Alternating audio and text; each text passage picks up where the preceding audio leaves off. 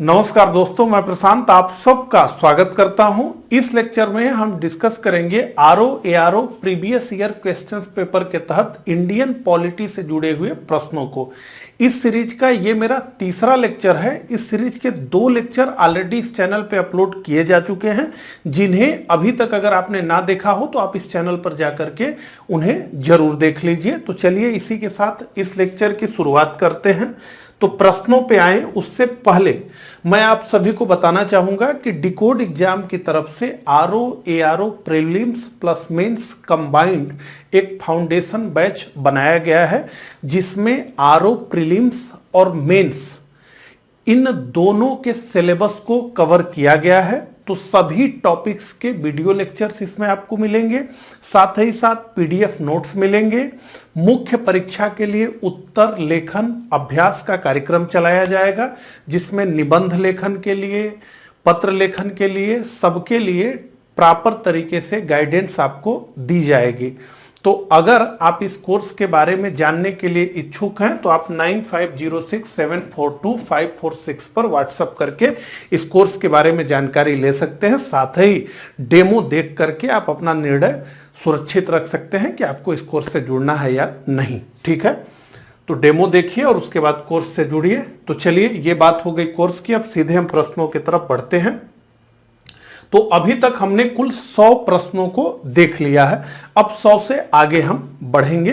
तो चलिए, केंद्र तथा राज्यों के मध्य शक्तियों के वितरण के लिए भारत का संविधान 3 सूचियों को प्रस्तुत करता है। निम्न में से कौन से 2 अनुच्छेद शक्तियों के वितरण को विनियमित करते हैं? तो थोड़ा सा ये मुश्किल प्रश्न है, समझने के लिहाज से भी और उत्तर देने के लिहाज से भी।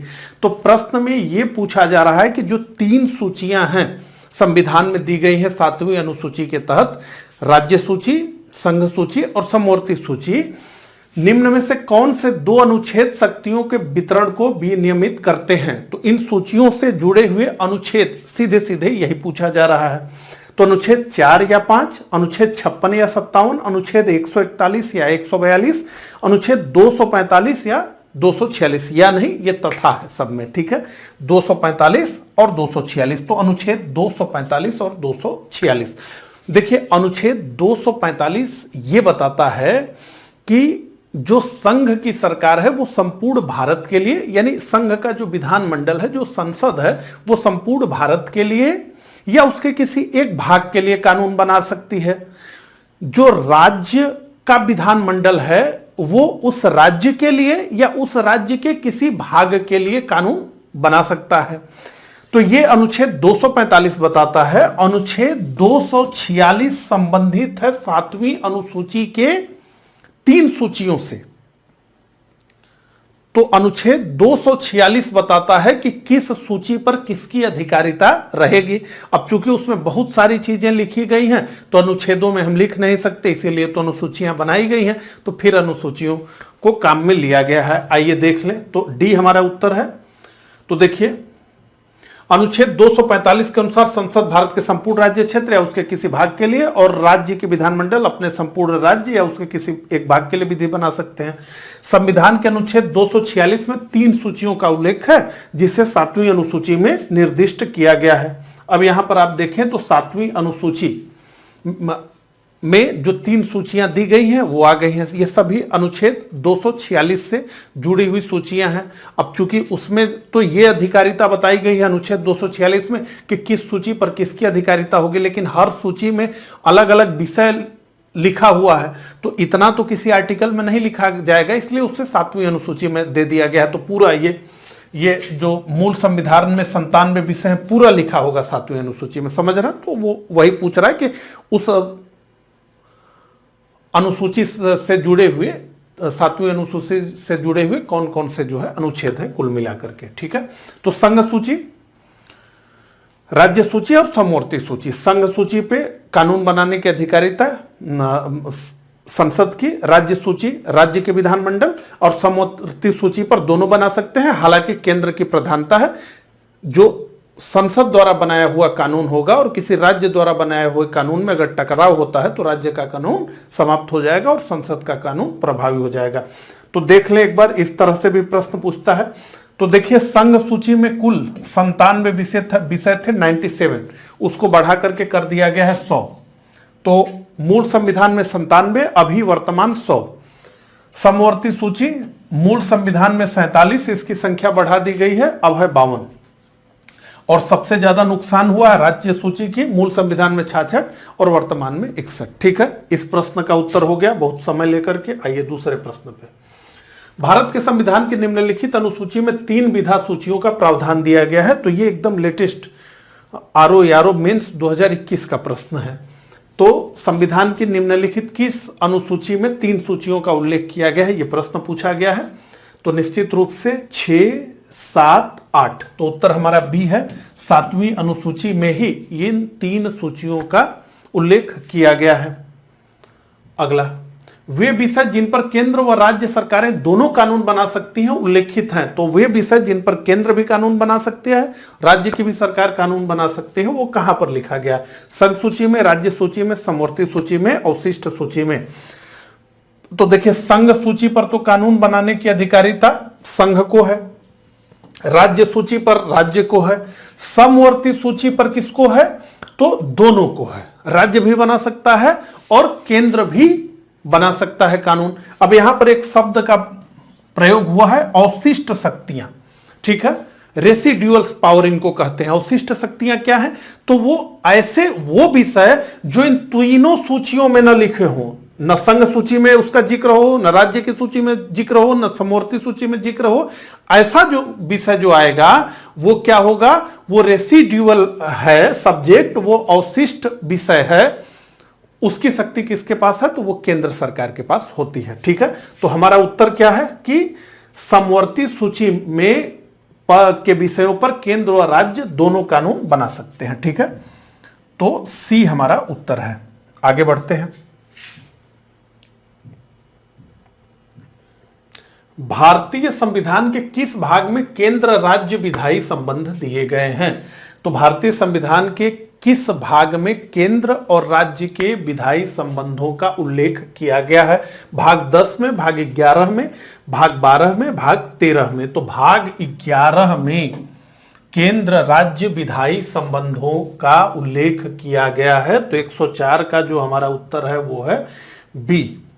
तो यहां पर देखिए केंद्र राज्य संबंध, सेंटर स्टेट रिलेशन। ठीक है, तो भारतीय संविधान केंद्र राज्यों के मध्य विधायी, प्रशासनिक तथा वित्तीय शक्तियों का विभाजन करता है। हालांकि जितने संघीय देश हैं वहां पर 4 शक्तियों का विभाजन होता है। एक तो विधायी शक्ति का, दूसरा प्रशासनिक शक्ति का, तीसरा वित्तीय शक्ति का और चौथा न्यायिक शक्ति का। लेकिन भारत में क्या है? न्यायपालिका एकीकृत है, ऊपर से लेकर के नीचे तक एकीकृत है उसका ढांचा। इसलिए भारत में न्यायपालिका का विभाजन नहीं होता है। तो केवल 3 विभाजन होता है, विधायिका, प्रशासनिक और वित्तीय विभाजन होता है। ठीक है, तो इसका उल्लेख कहां है?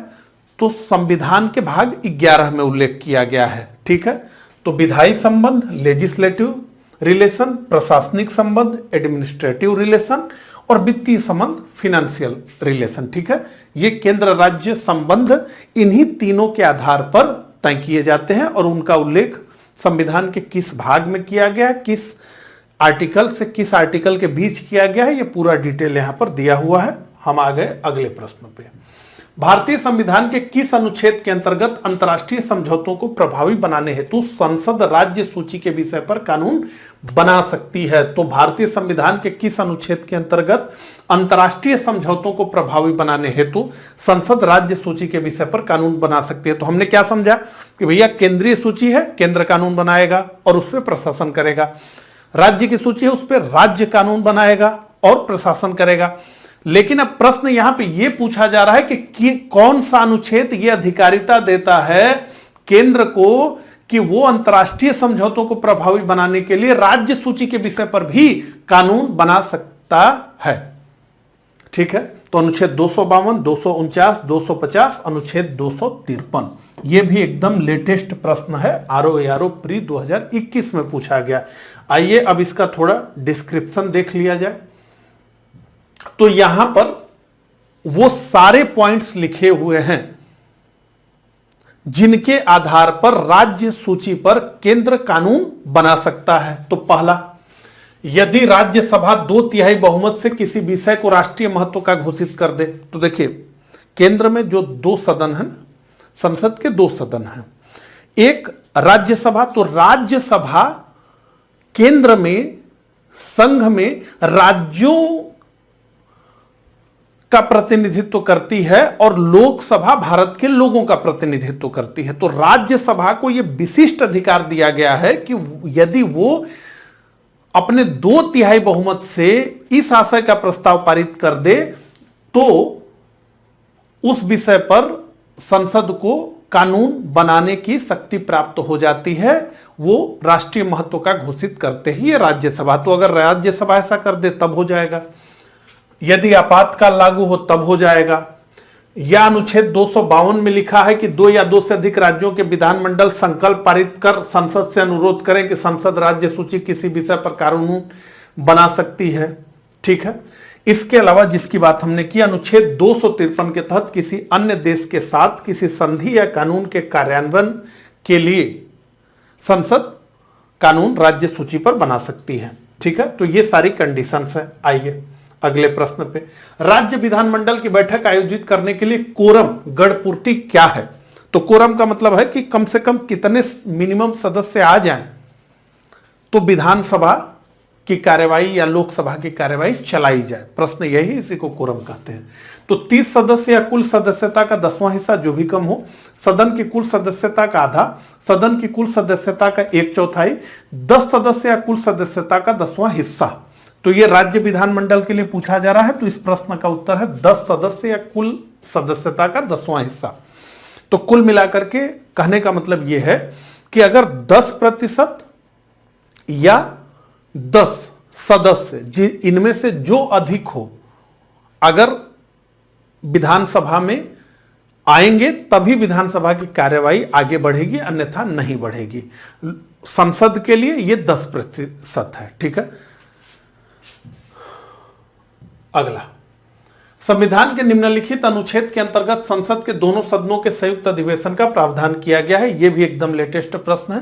तो हम जानते हैं कि संसद के दोनों सदनों का संयुक्त बैठक का प्रावधान किया गया है। अगर दोनों सदनों में गतिविरोध की स्थिति हो, यह केवल साधारण विधेयक पर ही होता है।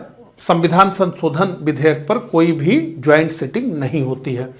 तो अनुच्छेद 108 में इसका उल्लेख किया गया है और जैसा कि मैंने आपको बताया कि इसकी अध्यक्षता हमेशा लोकसभा के अध्यक्ष करते हैं। ठीक है। संयुक्त बैठक की अध्यक्षता। अगला, सरकारिया आयोग की सिफारिशों का संबंध है राजस्व वितरण से, राष्ट्रपति की शक्तियों और कार्यों से, संसद की सदस्यता से, केंद्र और राज्यों के पारस्परिक संबंधों से।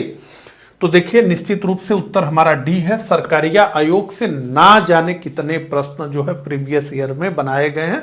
निश्चित रूप से आप सभी को याद हो गया होगा ये प्रश्न। ठीक है। तो सरकारिया आयोग से जुड़ी हुई सारी डिटेल्स यहां पर लिखी गई है, आप पढ़ सकते हैं। हम आगे बढ़ेंगे। भारतीय संविधान के अनुच्छेद 352 के अनुसार राष्ट्रीय आपात की घोषणा निम्नलिखित में से किन परिस्थितियों में की जा सकती है? तो इमरजेंसी की बात हो रही है।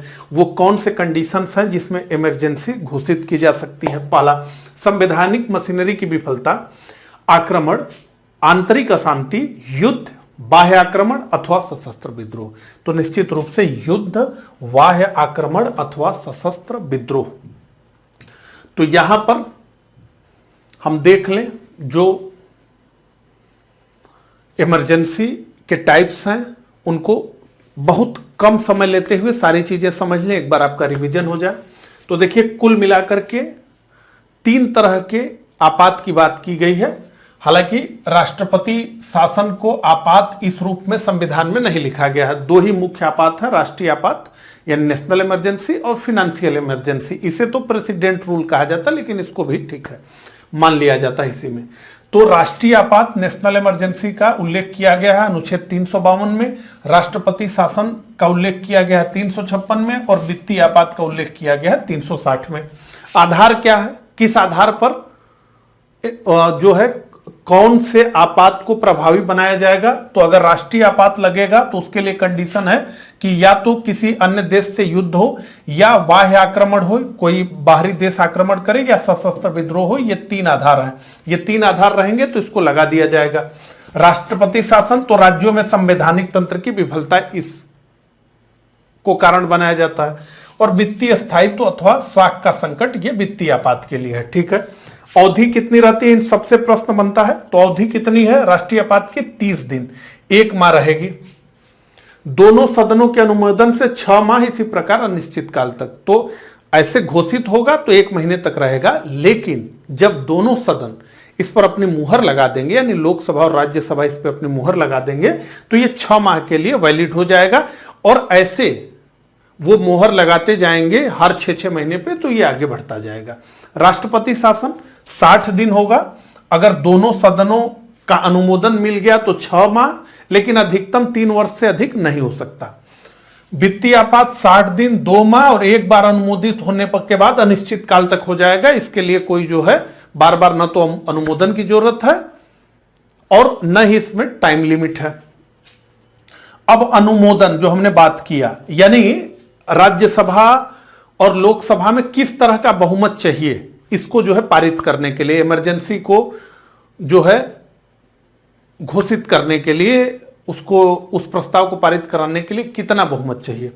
तो राष्ट्रीय आपात के लिए विशेष बहुमत चाहिए। ठीक है, विशेष बहुमत चाहिए।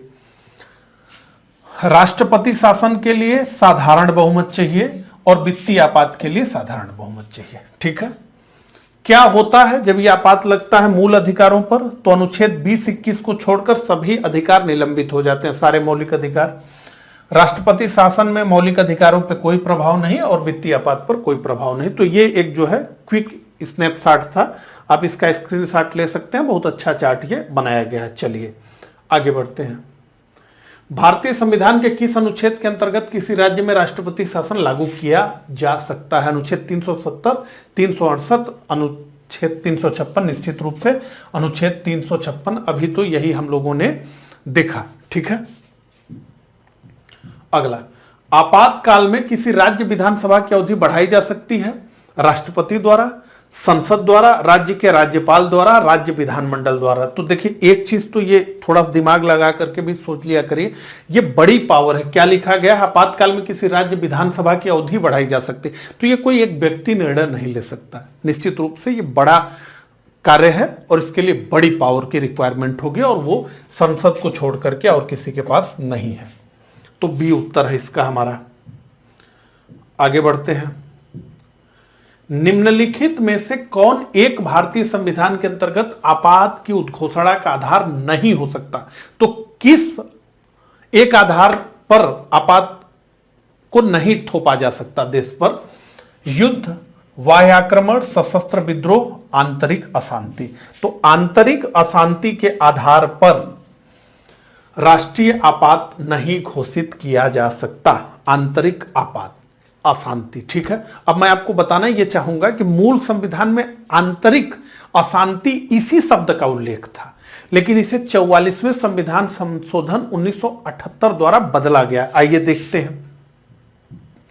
तो देखिए, जैसा कि हम जानते हैं कि इंदिरा गांधी ने देश में इमरजेंसी घोषित कर दिया, और क्या आधार लेकर के उन्होंने इमरजेंसी घोषित किया था? कि आंतरिक अशांति का आधार है। और यह कहा जाता है कि कैबिनेट की कोई बैठक नहीं हुई थी, तो पूरे कैबिनेट को नहीं पता था कि देश में जो है इमरजेंसी लगने जा रही है। इंदिरा गांधी ने टेलीफोन करके राष्ट्रपति महोदय से देश में इमरजेंसी लगवा दी, यह कहा जाता है। यानी किसी से कोई बात नहीं हुई थी, सीधे राष्ट्रपति जी को बोला गया कि आप इमरजेंसी घोषित करिए, और रेडियो पर इंदिरा गांधी ने घोषित किया कि राष्ट्रपति महोदय ने, और देश में इमरजेंसी लगा दी है, किसी को डरने की आवश्यकता नहीं। और सारे विपक्षी दल के नेताओं को काल कोठरी में बंद कर दिया गया।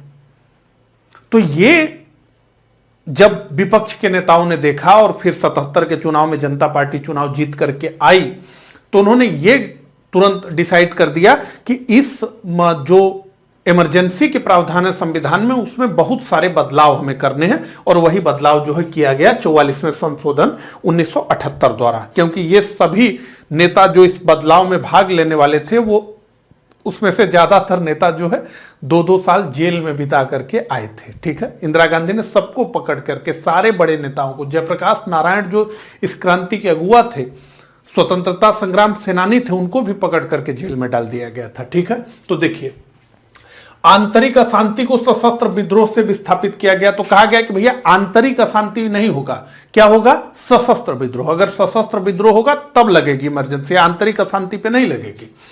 दूसरा, मंत्रिमंडल की लिखित सिफारिश को अनिवार्य कर दिया गया। तो मंत्रिमंडल बैठेगा, कैबिनेट की बैठक होगी, उसमें लिखित रूप से राष्ट्रपति को देना होगा कि आप जो है घोषित करिए इमरजेंसी, ये होना चाहिए। ऐसे नहीं कि टेलीफोन पे हो जाए। आपात की उद्घोषणा का संसद से अनुमोदन के समय को 2 माह से घटाकर 1 माह कर दिया गया। तो मूल संविधान में लिखा था कि 2 माह तक जो है आप अनुमोदन ले सकते हैं, इतना टाइम रहेगा, लेकिन अब कहा गया कि 2 माह नहीं, 1 ही महीना होना चाहिए। इसके अलावा इसकी निरंतरता हेतु प्रत्येक 6 माह पर संसदीय अनुमोदन अनिवार्य कर दिया गया। पहले क्या था कि एक बार लोकसभा राज्यसभा में इस आशय का प्रस्ताव पारित हो गया तो अनंत काल के लिए होगा, लेकिन अब कहा गया कि नहीं, 6-6 महीने पर इसको करना होगा। साधारण बहुमत की जगह विशेष बहुमत की आवश्यकता। तो मूल संविधान में ही लिखा था कि साधारण बहुमत से ही यह हो जाएगा, यानी उपस्थित और मतदान करने वाले सदस्यों के बहुमत से ही यह प्रस्ताव पारित हो जाएगा। लेकिन कहा गया कि नहीं, विशेष बहुमत, यानी उपस्थित और मतदान करने वाले सदस्यों का 2/3 बहुमत। इसके अलावा यदि लोकसभा की कुल सदस्य संख्या के 10% सदस्य लोकसभा अध्यक्ष को जब लोकसभा सत्र में हो, अन्यथा राष्ट्रपति को इस संबंध में लिखित सूचना दे, तो 14 दिन के अंदर चर्चा हेतु सदन की विशेष बैठक बुलाने का प्रावधान है। इसके अलावा यदि लोकसभा साधारण बहुमत से इसे वापस लेने का प्रस्ताव पारित कर दे तो राष्ट्रपति इसे वापस लेने के लिए बाध्य हो जाएंगे। इसके अलावा अनुच्छेद 19 द्वारा प्रदत्त अधिकार केवल युद्ध या बाह्य आक्रमण पर आधार पर घोषित आपात की स्थिति में निलंबित होंगे, अन्यथा नहीं। तो युद्ध, बाह्य आक्रमण और सशस्त्र विद्रोह, तो सशस्त्र विद्रोह में 19 नहीं जाएगा। और क्या कहा गया? अनुच्छेद 20 और 21 किसी भी परिस्थिति में निलंबित नहीं होगा। तो 44वां संविधान संशोधन 1978 द्वारा बहुत सारे बदलाव किए गए आपात उपबंधों में, यानी जो इमरजेंसी से जुड़े प्रोविजंस थे उसमें। अगला प्रश्न, सामान्य रूप में भारत में प्रति 5 वर्ष बाद वित्त आयोग की नियुक्ति की जाती है। ए, राज्यों की वित्तीय स्थिति निर्धारित करने के लिए, बी, केंद्रीय सरकार की वित्तीय स्थिति निर्धारित करने के लिए, सी, केंद्रीय सरकार के वित्तीय संसाधन निर्धारित करने के लिए, और डी, केंद्रीय अनुदान और संघ के राजस्व में राज्यों का अंश निर्धारित करने के लिए। तो सामान्य रूप में भारत में प्रति 5 वर्ष बाद वित्त आयोग की नियुक्ति की जाती है, केंद्रीय अनुदान और संघ के राजस्व में राज्यों का अंश निर्धारित करने के लिए। चलिए आगे बढ़ते हैं। केंद्र व राज्यों के मध्य वित्त का बंटवारा किसकी सिफारिश पर होता है? वित्त मंत्रालय, वित्त आयोग, reserve bank of India, NABARD. तो निश्चित रूप से केंद्र और राज्यों के मध्य वित्त का बंटवारा वित्त आयोग की सिफारिश पर होता है। आगे बढ़ते हैं। निम्नलिखित में से कौन एक संवैधानिक संस्था निकाय नहीं है? तो संवैधानिक संस्था का सीधा सा अर्थ है जिस संस्था का उल्लेख संविधान में किया गया है, उससे रिलेटेड कोई ना कोई आर्टिकल संविधान में लिखा गया है, उसे हम कहेंगे कि संवैधानिक संस्था है। अन्यथा जिसका संविधान में कहीं भी उल्लेख नहीं है वो क्या है? वो संवैधानेतर संस्था है। ठीक है, तो कौन संवैधानिक संस्था नहीं है, ये प्रश्न है। तो वित्त आयोग एक संवैधानिक संस्था है, लोक सेवा आयोग एक संवैधानिक संस्था है, और चुनाव आयोग भी एक संवैधानिक संस्था है। तो निश्चित रूप से योजना आयोग एक संवैधानिक संस्था नहीं है, क्योंकि इसकी स्थापना कैबिनेट के प्रस्तावों से, मंत्रिमंडल के प्रस्तावों से हुई है। इसका संविधान में कहीं भी कोई उल्लेख नहीं है। अगला, भारत में नीति आयोग की स्थापना जनवरी 2015 की गई राष्ट्रपति के द्वारा जारी अध्यादेश से, संसद के एक अधिनियम से, संघीय मंत्रिपरिषद द्वारा पारित एक विशिष्ट प्रस्ताव से, उपरोक्त में से कोई नहीं। तो संघीय मंत्रिपरिषद द्वारा पारित एक विशिष्ट प्रस्ताव से नीति आयोग का जन्म 1 जनवरी 2015 को हुआ। अगला प्रश्न, सूची 1 को सूची 2 से सुमेलित कीजिए और सूचियों के नीचे दिए गए कूट से सही उत्तर चुनिए। तो एक तरफ तो संविधान संशोधन अधिनियम है और दूसरी तरफ उस संशोधन ने संविधान के किस अनुच्छेद में संशोधन किया, यह प्रश्न है, ये दूसरी तरफ है। तो अब आप इस प्रश्न को देखें तो निश्चित रूप से यह प्रश्न देखने में बहुत कठिन लगेगा। क्यों? पहली चीज तो यह है कि एक ही साथ कई संविधान संशोधन को पूछ लिया गया है। दूसरी बात यह है कि प्रावधान अगर पूछे जाते तो थोड़ा आसान होता है, यहां सीधे आर्टिकल पूछा गया है, अनुच्छेद पूछा गया, प्रावधान नहीं पूछा गया है। तो अब ऐसे में यह डिफिकल्ट है। लेकिन जैसा कि मैंने आपसे हमेशा कहा कि इस तरह के सुमेलन के प्रश्न में, मैचिंग के प्रश्न में थोड़ा भी मत घबराइए, चाहे ये कितना भी कठिन है, थोड़ा दिमाग जरूर लगाइए। जैसे अब ये 94वां संशोधन, 95वां संशोधन, 96वां संशोधन, ये सब हमको नहीं पता है। निश्चित रूप से आप देख रहे हैं ये बहुत प्रसिद्ध संशोधन नहीं है, ये जनरली नहीं पूछे जाते हैं। लेकिन एक जो इसमें से संशोधन है वो चूंकि लेटेस्ट है, इसकी बड़ी चर्चा रही, इस पर काफी वाद विवाद हुआ, तो ये हमें याद होना चाहिए। कौन सा संशोधन है वो? संविधान 103वां संशोधन अधिनियम 2019। ये काफी चर्चा में रहा। क्यों काफी चर्चा में रहा? क्योंकि इसने सामान्य वर्ग के गरीब छात्रों को शिक्षा में, नौकरी में आरक्षण 10% दिया, इसलिए ये काफी फेमस रहा। ठीक है, तो अब इस संशोधन ने संविधान के किस अनुच्छेद में संशोधन किया? तो निश्चित रूप से 15 में किया, क्योंकि आरक्षण से रिलेटेड जो भी संविधान संशोधन होते हैं तो अनुच्छेद 15 और 16 में जरूर संशोधन होता है। ठीक है, इस बार भी हुआ। तो डी का क्या है? 4 है। इतना अगर हमें पता है, और यही एग्जामिनर पूछना चाहता है, उसको ये सब चीजें आपको पता है नहीं पता उसको नहीं मतलब, उसको सीधा प्रश्न उसका यही है कि संविधान 103वां संशोधन अधिनियम 2019 ने संविधान के अनुच्छेद 15 में संशोधन किया, ये आपको पता है नहीं पता है, बस इतना वो पूछना चाहता है। ये सब चीज तो केवल एक प्रकार से जो है आपको डराने के लिए दिया गया है। तो चलिए देखें, तो डी का 4 है। तो डी का 4 कहां है? डी का 4 है ए में, ए इसका उत्तर है। अब आप देख लीजिए, ये बेहद लेटेस्ट प्रश्न है, ये 2016 दिखा रहा है, लेकिन ये प्रश्न तो कंडक्ट हुआ है 2020 में, एग्जाम हुआ है ना। तो आप देखिए लेटेस्ट प्रश्न ही है। ठीक है, उत्तर आपको मिल गया। अब इसी तरह से सब सुमेलित ही हैं। ठीक है, इसका क्या अर्थ है? ए है तो सुमेलित ही है।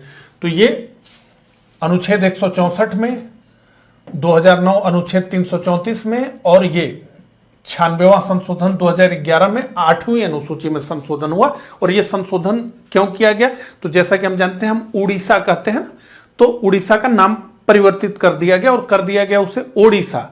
तो वहां की राज्य सरकार ने कई बार निवेदन किया कि चूंकि हमारे राज्य का नाम बदल गया है तो हमारी जो भाषा है, जिसे हम लोग उड़िया भाषा कहते हैं, उसका नाम ओडिया कर दिया गया। तो इसको जो है चेंज करने के लिए, जैसा कि हमें पता है 8वीं अनुसूची में संविधान के भाषाओं का उल्लेख किया गया है, कुल 22 भाषाएं हैं, उसमें से एक उड़िया भी भाषा है। तो उड़िया भाषा अब नहीं है, अब उसे कर दिया गया उड़िया। ठीक है, ओडिया, उड़िया को ओडिया करने के लिए यह संविधान में संशोधन किया गया 2011 में। ठीक है, और 103वां संविधान संशोधन 2019 अनुच्छेद 15 में संशोधन किया गया और अनुच्छेद 16 में भी। आइए एक बार देख लीजिए। ठीक है, तो जब जब आरक्षण का कोई विषय आता है तो इसमें संशोधन जरूर होता है। क्यों? क्योंकि इसमें क्या लिखा है? कोई नागरिक केवल धर्म, मूल वंश, जाति, लिंग, जन्म स्थान या इनमें से किसी आधार पर निम्नलिखित में प्रवेश है उसका उपयोग करने के लिए शर्त या प्रतिबंध के अधीन नहीं होगा। राज्य किसी नागरिक के विरुद्ध केवल धर्म, मूल वंश, जाति, लिंग, जन्म स्थान के आधार पर कोई विभेद नहीं करेगा। तो अब निश्चित रूप से जो है ये लिखा हुआ है, तो आरक्षण कहाँ एग्जिस्ट करता है? तो अब इसको एग्जिस्ट कराने के लिए इसी में संशोधन करना पड़ेगा। ठीक है, तो इसमें लगातार संशोधन होते रहे हैं, क्योंकि ये जो 2 बिंदु लिखे, अब राज्य एक प्रकार से देखें तो आरक्षण भेदभाव लगेगा, मतलब इसमें हमारी राय जानने के लिए मैं नहीं बोल रहा हूं, लेकिन मेरे ये कहने का मतलब है कि आपको आरक्षण देना है तो यहां संशोधन करना पड़ेगा। ठीक है, देखिए प्रथम संविधान संशोधन 1951 में 15/4 जोड़ा गया।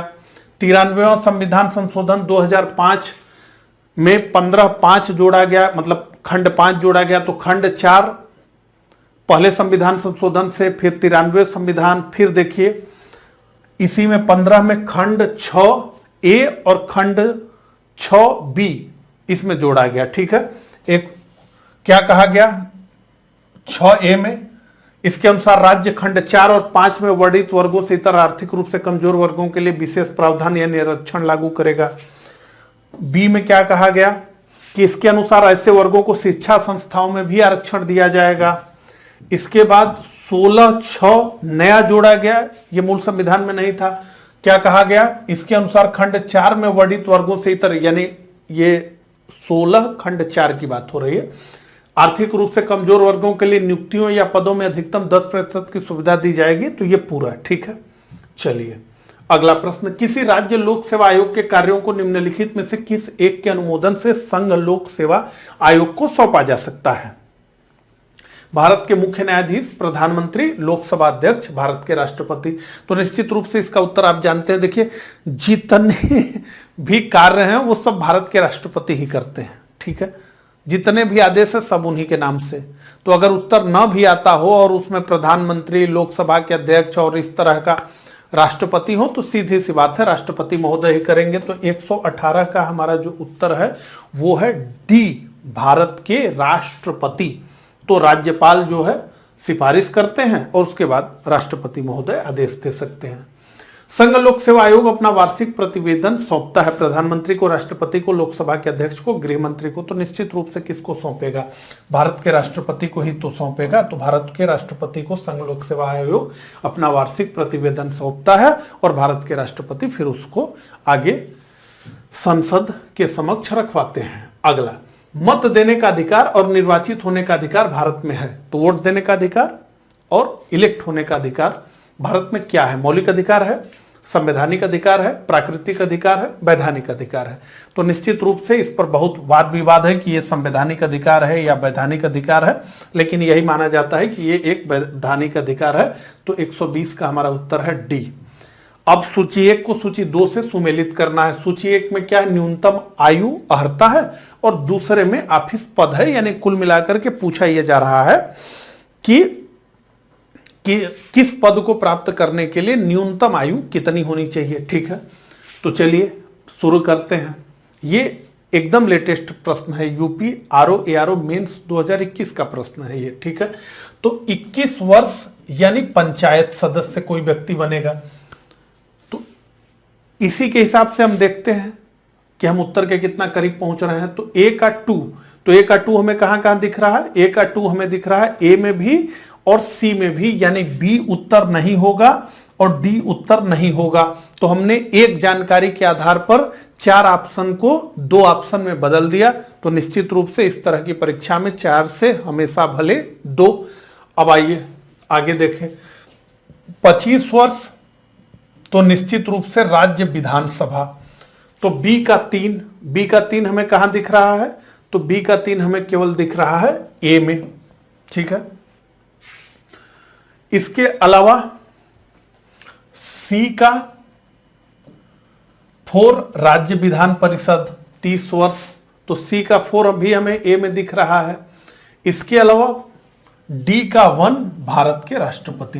तो कुल मिलाकर के ए हमारा उत्तर है। 121 का जो हमारा उत्तर है वो है ए। आगे बढ़ते हैं। भारत के मुख्य चुनाव आयुक्त को नियुक्त किया जाता है लोकसभा द्वारा, प्रधानमंत्री द्वारा, राष्ट्रपति द्वारा, मुख्य न्यायाधीश द्वारा। तो भारत के मुख्य चुनाव आयुक्त को नियुक्त किया जाता है भारत के राष्ट्रपति द्वारा। तो स्पष्ट रूप से यह लिखा है कि भारत के राष्ट्रपति मुख्य चुनाव आयुक्त और अन्य चुनाव आयुक्तों की नियुक्ति करेंगे। ठीक है, भारत के निर्वाचन आयोग के कार्य हैं, पहला, संसद एवं राज्य विधानमंडलों के सभी चुनाव कराना। 2, राष्ट्रपति और उपराष्ट्रपति पदों के लिए चुनाव करवाना। 3, किसी राज्य में स्वतंत्र एवं निष्पक्ष चुनाव के लिए अनुकूल दशा न होने पर राष्ट्रपति शासन लगाए जाने की संस्तुति करना। निर्वाचन सूचियां तैयार कराने के कार्य का निरीक्षण, निर्देशन एवं नियंत्रण। तो नीचे दिए गए कूट से सही उत्तर चुनना है। इसमें से कौन कौन सा सही है ये पूछा जा रहा है।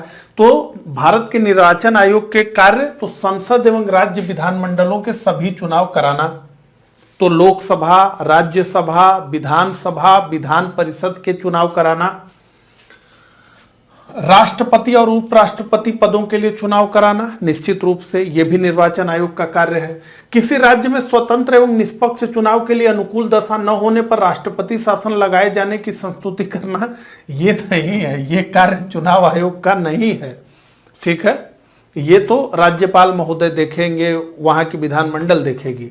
अगला, निर्वाचन सूचियां तैयार कराने के लिए कार्य का निरीक्षण, निर्देशन एवं नियंत्रण, तो निश्चित रूप से 1, 2 और 4, तो 1, 2 और 4 हमें कहां दिखता है? बी में दिखता है, तो 123 का हमारा उत्तर होगा बी। अगला, निम्न में से कौन सा चुनाव निर्वाचन आयोग द्वारा संपादित नहीं किया जाता? तो कौन सा चुनाव निर्वाचन आयोग भारत का नहीं संपादित करता? लोकसभा का, राज्यसभा का, राष्ट्रपति का, स्थानीय निकायों का, तो लोकसभा, राज्यसभा, विधानसभा, विधान परिषद, राष्ट्रपति, उपराष्ट्रपति, इन सब का चुनाव भारत का चुनाव आयोग कराता है। लेकिन स्थानीय निकायों का चुनाव भारत का निर्वाचन आयोग नहीं करवाता है, बल्कि इसके लिए राज्य निर्वाचन आयोग की व्यवस्था की गई है और वही चुनाव कराता है। अगला, संविधान में संशोधन की पहल की जा सकती है, तो संविधान में संशोधन करना है तो उसके लिए बिल कहां प्रस्तुत किया जा सकता है? किस हाउस में? लोकसभा या राज्यसभा में से? केवल लोकसभा में, केवल राज्यसभा में, केवल राज्य विधानसभा में, संसद के किसी सदन में? तो संविधान में संशोधन करने की पहल संसद के किसी सदन से प्रारंभ की जा सकती है। लोकसभा में भी बिल लाया जा सकता है और राज्यसभा में भी बिल लाया जा सकता है। अगला, संविधान का 52वां संशोधन संबंधित है दल बदल से, आरक्षण से, निर्वाचन से, अल्पसंख्यकों के संरक्षण से। निश्चित रूप से ये भी प्रश्न बार बार पूछा गया है और इसका उत्तर है कि संविधान का 52वां संशोधन संबंधित है दल बदल निरोधक अधिनियम से। तो संविधान का 52वां संशोधन 1985। ठीक है, चलिए ये हमारा उत्तर है। सिक्किम एक नया राज्य बना 30वें संशोधन द्वारा, 34वें संशोधन द्वारा, 35वें संशोधन द्वारा, 36वें संशोधन द्वारा। तो देखिए, सिक्किम आजाद भारत का हिस्सा नहीं था, वो एक संप्रभु राष्ट्र था जिसे 35वें संविधान संशोधन 1975 के द्वारा भारत का सह राज्य यानी एसोसिएट स्टेट का दर्जा दिया गया और फाइनली 36वें संविधान संशोधन 1975 द्वारा सिक्किम को भारत में विलय कर लिया गया। वहां पर जनमत संग्रह भी कराया गया, सबने कहा कि नहीं हमें भारत में मिलना है, तो भारत में मिला लिया गया। ठीक है, यह इंदिरा गांधी का एक मास्टर स्ट्रोक था। अगला, भारतीय संविधान के प्राधिकृत हिंदी पाठ को निम्नलिखित संविधान संशोधन में से किसके द्वारा प्रकाशित करने के लिए अधिकृत किया गया? 7वां संशोधन 1987, 58वां संशोधन 1987, 59वां संशोधन 1988, 60वां संशोधन 1988। तो ये पूछा जा रहा है कि हिंदी में जो ट्रांसलेशन संविधान का किया गया है, भारतीय संविधान के प्राधिकृत हिंदी पाठ को निम्नलिखित संविधान किसके द्वारा प्रकाशित करने के लिए, तो हिंदी ट्रांसलेशन को प्रकाशित करने के लिए भी जो है संविधान में संशोधन की बात हो रही। ठीक है, तो 58वां संविधान संशोधन 1987 हमारा उत्तर है। अगला, पंचायत चुनाव होते हैं प्रत्येक 4 वर्ष में, प्रत्येक 5 वर्ष में। बेहद आसान प्रश्न है, तो प्रत्येक 5 वर्ष में पंचायत चुनाव होते हैं। अगला, भारत के संविधान के भाग 9A में निम्नलिखित क्षेत्र की स्थानीय स्वशासन की इकाइयों को संवैधानिक आधार प्रदान किया गया है। ग्रामीण क्षेत्र, शहरी क्षेत्र। कूट से सही उत्तर देना है। ये ROARO मेंस 2021 में प्रश्न पूछा गया है। तो क्या पूछा जा रहा है कि जो संविधान का भाग 9A है या 9क है, वो निम्नलिखित क्षेत्र की स्थानीय स्वायत्त इकाइयों को संवैधानिक आधार प्रदान करता है। तो निश्चित रूप से भाग 9 में पंचायतों से संबंधित प्रावधान किया गया है, भाग 9A में नगर पालिका, नगर निगम, नगर पंचायत से यानी नगरीय निकाय से संबंधित प्रावधान है, और 9B में सहकारी समितियां हैं। तो निश्चित रूप से ये 9A पूछा जा रहा है, तो शहरी क्षेत्र हमारा उत्तर होगा, यानी 130 का जो हमारा उत्तर होगा वो केवल 2 होगा। तो 130 का हमारा उत्तर है बी। आगे बढ़ते हैं। नीचे 2 वक्तव्य दिए गए हैं, एक को कथन ए कहा गया है जबकि दूसरों को कारण आर कहा गया है। कथन ए क्या है? पंचायतों के प्रधान, प्रमुख तथा अध्यक्ष के पदों में महिलाओं के लिए, जिनमें अनुसूचित जाति, अनुसूचित जनजाति तथा पिछड़ी जाति की महिलाएं सम्मिलित हैं, आरक्षण से उनके क्रियाकलाप में एक सुस्पष्ट परिवर्तन आया है। ग्रामीण क्षेत्रों की महिलाएं इस आरक्षण की मांग लंबे समय से कर रही थी, यह कारण है। उपरोक्त वक्तव्यों के परिप्रेक्ष्य में निम्नलिखित में से कौन सा उत्तर सही है? तो पंचायतों के प्रधान, प्रमुख और अध्यक्ष के पदों में महिलाओं के लिए, जिनमें अनुसूचित जाति, जनजाति, पिछड़ी जाति की महिलाएं सम्मिलित हैं, आरक्षण से उनके क्रियाकलाप में एक सुस्पष्ट परिवर्तन है। तो पंचायतों में जो प्रत्यक्ष पद होते हैं उनमें 1/3 आरक्षण का प्रावधान किया गया है महिलाओं के लिए। तो ये यही कहा जा रहा है कि उस आरक्षण का लाभ मिल रहा है महिलाओं को, और उनके क्रियाकलाप में एक सुस्पष्ट अंतर आया है। कारण क्या है? ग्रामीण क्षेत्रों की महिलाएं इस आरक्षण की मांग लंबे समय से कर रही थी। तो देखिए, अब ये कथन ए जो है, तो ये प्रगतिशील कथन है। किसी भी स्थिति में इसको तो हाँ ही करना है ना, परिवर्तन आ रहा हो नहीं आ रहा हो, लेकिन हाँ ही करना है। तो ये, लेकिन ये कि ग्रामीण क्षेत्रों की महिलाओं ये आरक्षण मांग रही थी बहुत समय से, ऐसा तो कुछ नहीं था। तो कुल मिलाकर के ये तो सही है, परंतु आर गलत है। यही जो है इसका उत्तर है। अगला, पंचायती राज संस्थाओं में महिलाओं के लिए आरक्षित स्थानों, सीटों के संदर्भ में निम्नलिखित में से कौन सा कथन सही है? इसका प्रावधान संविधान के अनुच्छेद 243D(3) में किया गया है। यह आरक्षण अनुच्छेद 334 में विनिर्दिष्ट अवधि की समाप्ति पर प्रभावी नहीं रहेगा। तो देखिए, इसका प्रावधान संविधान के अनुच्छेद 243D खंड 3 में किया गया है, यह सही है। यह आरक्षण अनुच्छेद 334 में विनिर्दिष्ट अवधि की समाप्ति पर प्रभावी नहीं रहेगा। देखिए, समझ लीजिए, ये जो अनुच्छेद 334 है ये SC/ST के लिए और एंग्लो इंडियन के लिए लोकसभा और विधानसभा के चुनाव में आरक्षण का प्रावधान करता है। हालांकि एक एंग्लो इंडियन के प्रावधान को तो अब वही कर दिया गया है, 104वें संविधान संशोधन 2019 द्वारा उसे समाप्त ही कर दिया गया है। तो ये पूछा जा रहा है, चूंकि ये जो प्रावधान है उसमें 10-10 वर्ष का है, हर 10 वर्ष पे इसको अगले डेट के लिए बढ़ा दिया गया। जैसे मूल संविधान में लिखा गया 10 वर्ष, फिर 10 वर्ष जब बीत गया तो लिख दिया गया 20 वर्ष संशोधन करके, फिर इसी तरह से हर 10 वर्ष बढ़ाए जा रहा है। एंग्लो इंडियन का नहीं बढ़ाया गया, बाकी SC/ST का बढ़ रहा है। तो उसको मिला के पूछ रहा है कि अगर उसको समाप्त कर दिया जाएगा, अनुच्छेद 334 के से प्रदत्त जो आरक्षण मिलता है, तो क्या ये भी समाप्त हो जाएगा? मतलब पंचायतों का आरक्षण, तो दोनों का तो कोई मेल है ही नहीं। तो निश्चित रूप से हमारा क्या उत्तर है कि केवल एक सही है। 132 का ए हमारा उत्तर है, केवल एक। ठीक है, चलिए अगला। मनरेगा कार्यक्रम निम्नलिखित में से भारतीय संविधान के किस अनुच्छेद को लागू करने हेतु लाया गया? अनुच्छेद 43, 45, 47, 50। तो निश्चित रूप से मनरेगा कार्यक्रम अनुच्छेद 43 को लागू करने के लिए लाया गया। तो DPSP में अनुच्छेद 43 में स्पष्ट रूप से लिखा है कि सभी कर्मकारों को निर्वाह, मजदूरी, शिष्ट जीवन स्तर, सामाजिक सांस्कृतिक अवसर और कुटीर उद्योगों को बढ़ावा देना। तो इसी को ध्यान में रखते हुए मनरेगा कार्यक्रम को जो है लाया गया कि सबको जो है रोजगार हम दे सके। तो 133 का जो हमारा उत्तर है वो है ए। आगे बढ़ते हैं। ग्रामीण स्थानीय शासन का पंचायती राज नामांकन किस भारतीय नेता के सुझाव का परिणाम था? जवाहरलाल नेहरू, डॉक्टर राजेंद्र प्रसाद, सरदार पटेल। यहां सरकार पटेल लिख दिया गया, गलती हो गई है, सरदार पटेल और MK गांधी। निश्चित रूप से महात्मा गांधी। तो महात्मा गांधी से पूछा गया कि किस तरह की सरकार भारत में चलनी चाहिए, तो ब्रिटिश जो वेस्टमिंस्टर की सरकार है यानी पार्लियामेंट्री फॉर्म ऑफ गवर्नमेंट है, तो उन्होंने कहा नहीं, हमें ऐसी सरकार नहीं चाहिए। तो अमेरिकन सरकार प्रेसिडेंशियल फॉर्म ऑफ गवर्नमेंट जो कहे वो भी हमें नहीं चाहिए।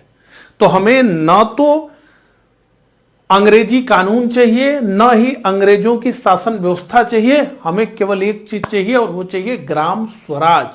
तो गांवों को सबसे अधिक स्वायत्तता दो और प्रशासन की इकाइयां गांवों को बनाओ, गांवों को आत्मनिर्भर बनाओ। गांधी जी का ही सपना था। निश्चित रूप से आप जान लीजिए, अगर गांधी जी जीवित रह गए होते तो जो संविधान आज हमें दिखता है निश्चित रूप से वैसा संविधान नहीं होता, उसमें बहुत सारे बदलाव निश्चित रूप से हुए होते।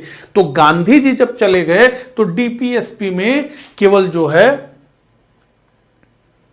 ग्राम स्वराज की बात लिख दी गई, लेकिन गांधी जी होते तो इस पर और अधिक होता। हालांकि उन्हीं के स्वप्न को पूरा करने के लिए पंचायती राज का पूरा मामला चलाया जा रहा है, लेकिन गांधी जी पंचायतों को ही सबसे अधिक मजबूत बनाने के पक्षधर थे। और डॉक्टर अंबेडकर इसका पक्का विरोध कर रहे थे, क्योंकि उनको लग रहा था कि गांव में ज्यादा शोषण होता है, तो गांव में शक्ति जाएगी तो शोषण और बढ़ेगा। पंचायती राज की अनुशंसा किसने की थी? भारत सरकार नियम 1935 ने, क्रिप्स मिशन 1942 ने, भारत का स्वतंत्रता अधिनियम 1947 ने, बलवंत राय मेहता समिति की रिपोर्ट 1957 ने। बहुत बार प्रश्न पूछा गया, तो बलवंत राय मेहता समिति की रिपोर्ट 1957, इसका उत्तर है 35 का हमारा। तो आइए थोड़ा सा हम जो है पंचायती राज के हिस्ट्री को समझ लें। तो देखिए, सामुदायिक विकास कार्यक्रम चलाया गया 1952 में और राष्ट्रीय विस्तार सेवा 1953, ठीक है। इसी दोनों की जांच के लिए बलवंत राय की मेहता की अध्यक्षता में 1957 में एक समिति का गठन किया गया। इस समिति ने अपनी रिपोर्ट 1957 में प्रस्तुत की। तो क्या बताया कि गांव से जिले तक त्रिस्तरीय व्यवस्था होनी चाहिए। तो ग्राम स्तर पर ग्राम पंचायत हो, खंड या ब्लॉक स्तर पर पंचायत समिति हो और जिला स्तर पर जिला पंचायत हो, ठीक है, ये बताया गया। तो 1958 में राष्ट्रीय विकास परिषद ने इस समिति के सिफारिशों को स्वीकार कर लिया और औपचारिक रूप से नेहरू जी ने 2 अक्टूबर 1959 में इसकी शुरुआत राजस्थान के नागौर जिले से की और इसी दिन संपूर्ण राजस्थान में इसे लागू कर दिया गया।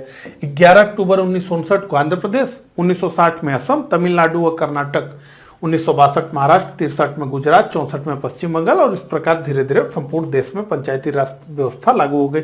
लेकिन ये व्यवस्था केवल इसी प्रकार से चल रही थी, इसे संवैधानिक दर्जा नहीं मिला था। तो संवैधानिक दर्जा मिला 73वें और 74वें संवैधानिक संशोधन के द्वारा। अगला, जिस समिति की अनुशंसा पर देश में पंचायती राज लागू किया गया उसके प्रमुख थे जीव राज मेहता, बलवंत राय मेहता, श्रीमन नारायण, जगजीवन राम। तो निश्चित रूप से बी उत्तर है हमारा 136 का, बलवंत राय मेहता।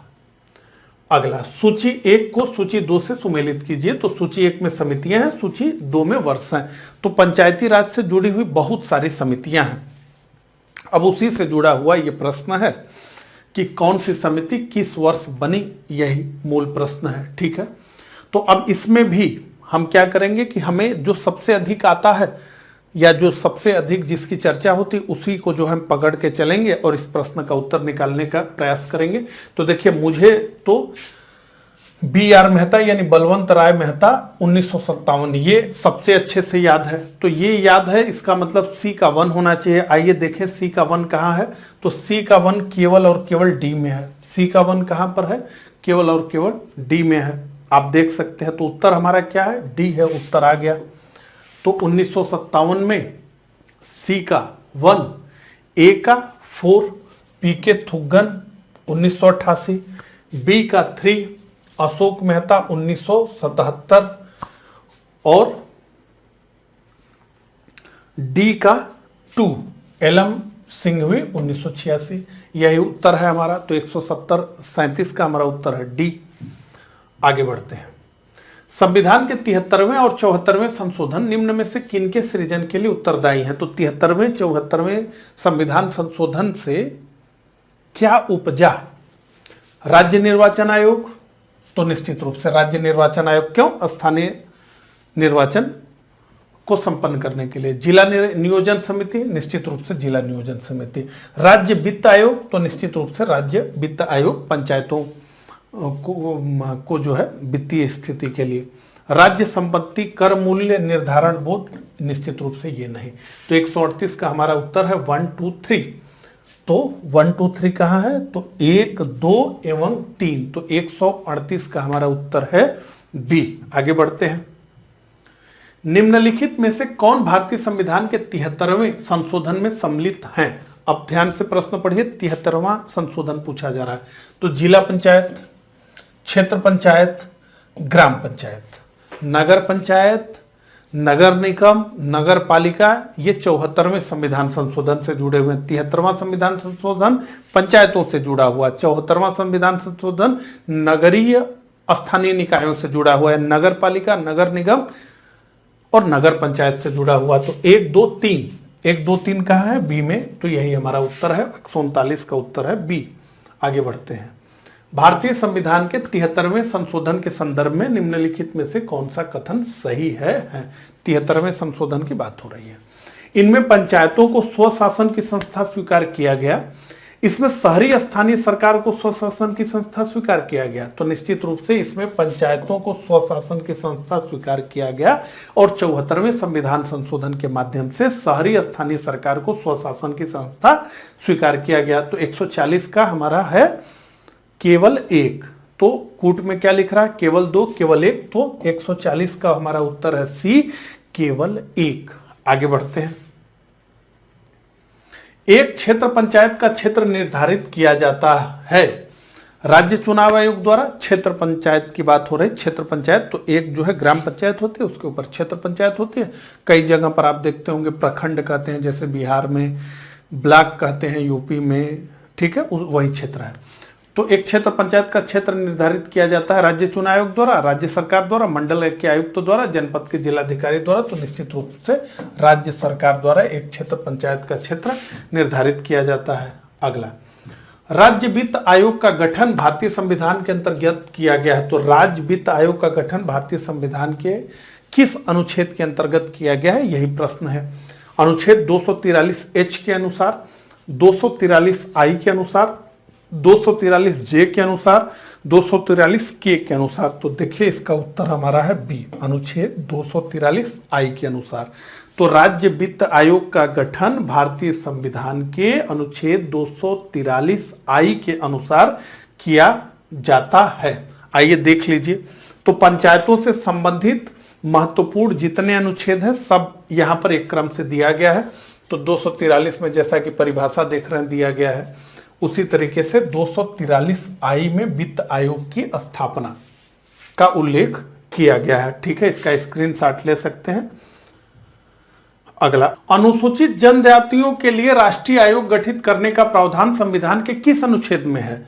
ए, अनुच्छेद 338 क में, बी, अनुच्छेद 337 में, सी, अनुच्छेद 338 में, डी, अनुच्छेद 339 में। तो इसका उत्तर है अनुच्छेद 338 क में अनुसूचित जनजातियों के लिए राष्ट्रीय आयोग गठित करने का प्रावधान किया गया है और अनुच्छेद 338 में अनुसूचित जाति के लिए यानी एससी के लिए आयोग गठित करने का प्रावधान किया गया है। पहले इन दोनों के लिए एक ही आयोग था, लेकिन 89वें संविधान संशोधन 2003 द्वारा जो है अलग अलग कर दिया गया और संविधान में, मूल संविधान में अनुच्छेद 338 के तहत एससी और एसटी दोनों के लिए एक विशेष अधिकारी की नियुक्ति का प्रावधान किया गया था। वो विशेष अधिकारी बढ़ता बढ़ता आयोग तक बन गया। अगला, भारतीय संविधान का भाग 16 संबंधित है प्रशासनिक अधिकरण से, अखिल भारतीय सेवाओं से, वित्त आयोग से, कुछ वर्गों के लिए विशेष उपबंध से। तो निश्चित रूप से भारतीय संविधान का भाग 16 संबंधित है कुछ वर्गों के लिए विशेष उपबंध से। आगे बढ़ते हैं। नागरिकता संशोधन विधेयक 2019 संसद से कब पारित किया गया है? तो आरओ मेंस 2016 का यह प्रश्न है, कब पारित हुआ? 10 सितंबर 2019, 11 सितंबर 2019, 12 दिसंबर 2019, 13 दिसंबर 2019। तो देखिए 9 दिसंबर 2019 को नागरिकता संशोधन विधेयक 2019 लोकसभा में प्रस्तुत किया गया और जैसे ही ये लोकसभा में प्रस्तुत हुआ पूरे देश में पूरा जो है अफरा तफरी की स्थिति हो गई कि अरे ये कैसे हो गया। तो 9 दिसंबर 2019 को ये पेश हुआ लोकसभा में और उसी दिन लोकसभा से पारित हो गया। 11 दिसंबर 2019 को ये राज्यसभा में प्रस्तुत हुआ और उसी दिन ये राज्यसभा से पारित हो गया। 12 दिसंबर को ये राष्ट्रपति के पास पहुंचा और राष्ट्रपति महोदय ने 12 दिसंबर को इस पर सिग्नेचर कर दिया, अपने हस्ताक्षर कर दिए, यानी जिस दिन उनको मिला उसी दिन उन्होंने कर दिया हस्ताक्षर, यानी अब ये अधिनियम बन गया। राष्ट्रपति महोदय के सिग्नेचर करते ही फाइनली 10 जनवरी 2020 को ये लागू हो गया। तो 11 दिसंबर 2019 को संसद के दोनों सदनों से ये पारित हो गया था, ठीक है, और 12 दिसंबर को राष्ट्रपति ने इस पर अपनी मुहर लगा दी। अगला, भारतीय संविधान का कौन सा अनुच्छेद लोकसभा एवं विधानसभा के प्रतिनिधियों को निर्वाचित करने अर्थात वयस्क मताधिकार का अधिकार प्रदान करता है? तो वयस्क मताधिकार जो हमें मिला हुआ है वो किस अनुच्छेद के तहत हमें वो मिला हुआ है? तो अनुच्छेद 326 के तहत वयस्क मताधिकार हमें मिला हुआ है। तो 146 का जो हमारा उत्तर है वो है अनुच्छेद 326। अगला, नीचे दो वक्तव्य दिए गए हैं, एक को कथन ए कहा गया है जबकि दूसरे को कारण आर कहा गया है। तो कथन ए क्या है? राज्य की कार्यपालिका शक्ति का प्रयोग संसद के कानूनों तथा राज्य में लागू कानूनों का अनुपालन सुनिश्चित करने हेतु होता है। निश्चित रूप से यही है। कारण आर, अपनी कार्यपालिका शक्ति का प्रयोग करके भारत सरकार राज्यों को आवश्यक निर्देश दे सकती है। तो निश्चित रूप से अपनी कार्यपालिका शक्ति का प्रयोग करके भारत सरकार राज्यों को आवश्यक निर्देश दे सकती है। तो राज्यों को निर्देश देने की संघ की शक्ति, इसका तो पूरा संविधान में उल्लेख किया गया है। तो दोनों ए और आर सत्य है तथा आर ए का मान्य स्पष्टीकरण है। तो यही हमारा उत्तर होगा, 147 का हमारा उत्तर होगा ए। ठीक है, आगे बढ़ते हैं।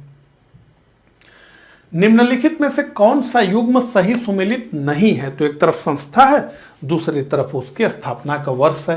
तो केंद्रीय अन्वेषण ब्यूरो 1963, केंद्रीय सतर्कता आयोग 1964, भ्रष्टाचार निरोधक 1985 और प्रवर्तन निदेशालय 2000। तो देखिए, भ्रष्टाचार निरोधक कानून ये 1988 में बना और प्रवर्तन निदेशालय 2000 में न बन करके 1956 में बना। तो ये दोनों के दोनों ही सुमेलित नहीं है। तो भ्रष्टाचार निरोधक कानून 1988 में और प्रवर्तन निदेशालय 1956 में बना। तो ये दोनों सुमेलित नहीं है, इसलिए हमारा उत्तर होगा सी और डी। ठीक है, तो एक प्रकार से कहें तो एक गलत प्रश्न है। अगला, निम्नलिखित में से कौन सही सुमेलित नहीं है? तो एक तरफ संस्था, एक तरफ स्थापना। तो अंतर राज्य परिषद 1990, राष्ट्रीय विकास परिषद 1954, केंद्रीय सतर्कता आयोग 1964, राष्ट्रीय मानवाधिकार आयोग 1993। तो देखिए, राष्ट्रीय विकास परिषद ये 1954 में नहीं 1952 में बना था। ठीक है, तो राष्ट्रीय विकास परिषद 1954 ये गलत है, बल्कि ये 1952 में बना था। तो बी हमारा उत्तर होगा, राष्ट्रीय विकास परिषद। ठीक है, अगला, संविधानेतर अधिकार का अर्थ है। संविधानेतर अधिकार का क्या अर्थ है? वह शक्ति जो संविधान की सीमा का अतिक्रमण करती है, वह व्यक्ति जिसे संविधान के अंतर्गत असाधारण शक्ति प्राप्त हो, वह शक्ति जो संविधान सम्मत नहीं है। तो निश्चित रूप से संविधानेतर का अर्थ यही है कि वह शक्ति जो संविधान सम्मत नहीं है, यानी कुल मिलाकर आसान शब्दों में तो जिसका उल्लेख संविधान में नहीं किया गया है। ठीक है, तो सी हमारा उत्तर है। अगला, संसद के अधिकारियों में सम्मिलित हैं। तो संसद के कौन कौन से अधिकारी होते हैं? अध्यक्ष लोकसभा, उपाध्यक्ष लोकसभा, महासचिव लोकसभा, अध्यक्ष राज्यसभा। तो देखिए, संसद के अधिकारियों में शामिल हैं लोकसभा के अध्यक्ष, उपाध्यक्ष, महासचिव, राज्यसभा के सभापति, उपसभापति और महासचिव। ठीक है, तो ये चारों के चारों हैं। तो सभी चारों, तो 151 का हमारा उत्तर है डी, सभी चारों। आगे बढ़ते हैं। भारत की संसद को कानून निर्माण करने की शक्ति निम्नलिखित के लिए प्राप्त है। तो किसके लिए कानून की शक्ति, जो कानून निर्माण की शक्ति है उसकी बात हो रही है। तो भारत संघ के लिए तो निश्चित रूप से भारत की संसद संपूर्ण भारत के लिए या उसके किसी एक भाग के लिए कानून बना सकती है। तो भारत का प्रदेश, उप प्रदेश, डोमिनियन तो निश्चित रूप से भारत के राज्यों के लिए कानून बना सकती है। विश्व में कहीं भी रहने वाले भारतीय नागरिक एवं उनकी संपत्ति, तो ये भी 1 2 3, तो 1 2 3 कहाँ है, तो ये डी है, 1 2 3, तो 152 का उत्तर है डी। अगला, सूची 1 को सूची 2 से सुमेलित कीजिए। तो एक तरफ सूची 1 में राजनीतिक दल है और दूसरे सूची में उनकी स्थापना किस वर्ष हुई ये है। तो अब ये भी देख करके थोड़ा टफ तो लगेगा ही, इन जनरल कौन याद करता है कि इस राजनीतिक दल की स्थापना कब हुई। तो इसको भी सबसे आसान से ही हम शुरू करेंगे।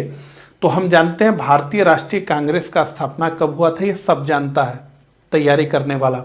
तो भारतीय राष्ट्रीय कांग्रेस की स्थापना हुई थी 1885 में। तो ए का तो 3 है, आइए देखिए उत्तर मिलता है। तो देखिए ए का 3 केवल ए में है, न बी में है, न सी में है, न डी में है। तो हमारा उत्तर हमें मिल गया, केवल इतना जानने से ही हमारा उत्तर मिल गया कि भारतीय राष्ट्रीय कांग्रेस 1885 में बनी। हालांकि ऐसे देखें तो भारतीय साम्यवादी दल बना सी का 4 1925 में। भारतीय जनसंघ की स्थापना डॉक्टर श्यामा प्रसाद मुखर्जी ने 1951 में की और AIMDMK 1972 में। ठीक है, तो ए हमारा उत्तर है। ए का 3 1885, बी का 1 1951, सी का 4 1925, डी का 2 1972। ठीक है, चलिए सूची 1 को सूची 2 से सुमेलित कीजिए। तो फिर से एक तरफ राज्य है और एक तरफ क्या है, वो राज्य कब अस्तित्व में आया, नागालैंड, झारखंड, तेलंगाना, सिक्किम। ठीक है, यहां भी हम सबसे आसान लेकर के चले और सबसे आसान हमारे लिए क्या हो सकता है, हमारे लिए सबसे आसान हो सकता है तेलंगाना। हम जानते हैं कि एकदम लेटेस्ट में बना यही है तेलंगाना। तो सी का 4, तो सी का 4 हमें कहां कहां दिख रहा है, तो सी का 4 हमें 2 जगह दिख रहा है, एक तो बी में दिख रहा है और दूसरा डी में दिख रहा है। इसका मतलब सी उत्तर नहीं होगा, ए उत्तर नहीं होगा। ठीक है, तेलंगाना सी का 4 हमें बी में दिख रहा है और डी में दिख रहा है।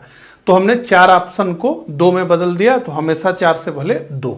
आइए अब थोड़ा और दिमाग लगाएं। तो इनमें अगर हम देखें तो झारखंड को तो हम रिलेट कर सकते हैं कि ये 2000 में बना है। ठीक है, क्योंकि इसके आसपास का कोई राज्य नहीं है, झारखंड नया राज्य है। तो बी का 1 हमें कहां दिख रहा है, बी का 1 हमें ए में दिख रहा है, तो ए उत्तर होगा नहीं, तो वो बी में दिख रहा है, यानी इसका उत्तर हमारा बी ही है। ठीक है, नागालैंड ए का 2। देखिए 1962 में 13वां संविधान संशोधन हुआ, नागालैंड से संबंधित उस प्रावधान था 1962 में, और नागालैंड बन करके आया दिसंबर 1963 में। तो 63 तो यहां नहीं दिया गया, लेकिन 62 दिया गया, तो ठीक है, काम चल जाएगा। ठीक है, कोई नजदीक का तो ऑप्शन नहीं है, तो ए का होगा 2। ठीक है, और सिक्किम 1975 में 36वां संविधान संशोधन। ठीक है, तो हमारा 154 का जो उत्तर है वो है बी। तो 154 का हमारा उत्तर है बी। आगे बढ़ते हैं। भारतीय संविधान की प्रस्तावना में इसके सभी नागरिकों को कौन सा न्याय प्रदान करने की व्यवस्था की गई है? सामाजिक, धार्मिक, राजनीतिक, सामाजिक, आर्थिक, सांस्कृतिक, सामाजिक, राजनीतिक, सांस्कृतिक। तो सामाजिक, आर्थिक व राजनीतिक। देखिए यूपीआरओ प्री 2021 में पूछा गया, बिल्कुल लेटेस्ट प्रश्न है। तो प्रस्तावना से, संविधान के भाग से, संविधान की अनुसूचियों से बहुत प्रश्न पूछे जाते हैं। ठीक है, तो सामाजिक, आर्थिक व राजनीतिक, डी उत्तर हमारा है। देख लीजिए, सामाजिक, आर्थिक और राजनीतिक न्याय की बात की गई है। तो 3 न्याय है, सामाजिक, आर्थिक और राजनीतिक। विचार, अभिव्यक्ति, विश्वास, धर्म और उपासना, 1 2 3 4 5 स्वतंत्रता है। प्रतिष्ठा और अवसर की समता, यानी 2 समता की बात की गई है संविधान में। चलिए 1993 में निम्नलिखित में से कौन सी भाषा 8वीं अनुसूची में सम्मिलित नहीं की गई? आरो यारो प्री 2021 का प्रश्न है। कौन सी भाषा 8वीं अनुसूची में नहीं आई? देखिए 1993 में कुल 4 भाषाएं आई जो है 8वीं अनुसूची में, जिसमें मैथिली, संथाली, बोडो, डोगरी ये सभी थी, इसलिए ये प्रश्न गलत है। ठीक है, अगला, निम्नलिखित में से कौन से भारतीय राष्ट्रीय लोकसभा अध्यक्ष भी रहे? कौन से भारतीय राष्ट्रपति लोकसभा के भी अध्यक्ष रहे? तो फखरुद्दीन अली अहमद, डॉक्टर शंकर दयाल शर्मा, डॉक्टर जाकिर हुसैन, तो नीलम संजीव रेड्डी। नीलम संजीव रेड्डी, डी 157 का उत्तर है डी। तो नीलम संजीव रेड्डी के नाम ये भी रिकॉर्ड है कि ये निर्विरोध जो है चुनाव जीते, तो कोई इनको अपोज नहीं किया।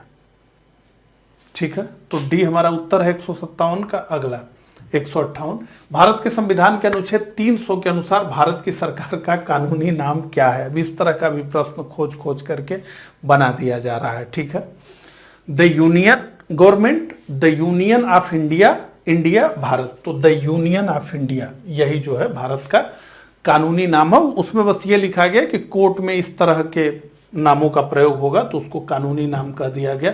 तो भारत और इंडिया ये पता नहीं कौन सा नाम है भारत का, है ना। अगला, निम्नलिखित में से कौन सा अनुच्छेद भारत के राष्ट्रपति द्वारा वित्त आयोग की नियुक्ति से संबंधित है? तो किस अनुच्छेद के तहत भारत के राष्ट्रपति वित्त आयोग का गठन करते हैं? अनुच्छेद 200, 250, 280, तो निश्चित रूप से अनुच्छेद 280 के तहत वित्त आयोग का गठन किया जाता है। तो सी हमारा उत्तर है। किसी समय राष्ट्रपति एवं उपराष्ट्रपति दोनों का पद रिक्त हो जाए तब राष्ट्रपति का कार्य कौन करेगा? ये प्रश्न पहले भी पूछा गया है, लेटेस्ट में आरो यारो मेंस 2021 में पूछा गया, तो प्रश्न भी रिपीट होते हैं। प्रधानमंत्री, लोकसभा अध्यक्ष, भारत के प्रधान न्यायाधीश, उपरोक्त में से कोई नहीं। तो निश्चित रूप से यदि राष्ट्रपति एवं उपराष्ट्रपति दोनों का पद एक साथ रिक्त हो जाए तो भारत के प्रधान न्यायाधीश, भारत के मुख्य न्यायाधीश राष्ट्रपति बन जाएंगे। अगर ये भी नहीं रहेंगे, तीनों का पद खाली हो जाए, राष्ट्रपति, उपराष्ट्रपति और मुख्य न्यायाधीश भी, तो जो सीनियर मोस्ट जज होगा सर्वोच्च न्यायालय का, वो भारत के राष्ट्रपति के रूप में एक्ट करेगा। ठीक है, तो कुल मिलाकर इस प्रकार से हमने इंडियन पॉलिटी से जुड़े हुए जितने प्रश्न आरओ प्रीवियस ईयर एग्जाम्स में पूछे गए थे 2001 से लेकर 2021 तक, उन सबको देख लिया है। कुल 160 प्रश्नों को हमने देखा है। तो मुझे कमेंट करके जरूर बताइएगा कि मेरा ये प्रयास आपको कैसा लगा। मिलता हूं इसी सीरीज के अगले लेक्चर में, तब तक के लिए आप सभी को नमस्कार, धन्यवाद।